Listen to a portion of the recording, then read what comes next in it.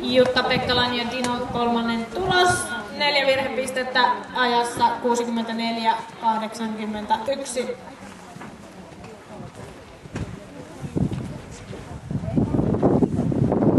Tällä hetkellä Jutta ja Dino sijalle 5.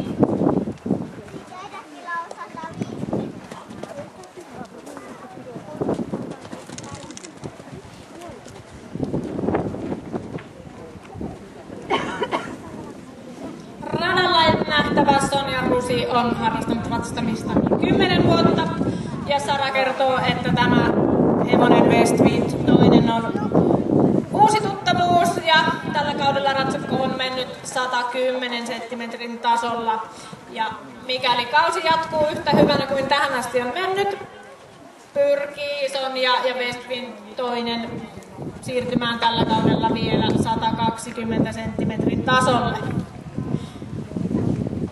Valmentajakseen Sonja Rusi ilmoittaa Katja Juntusen.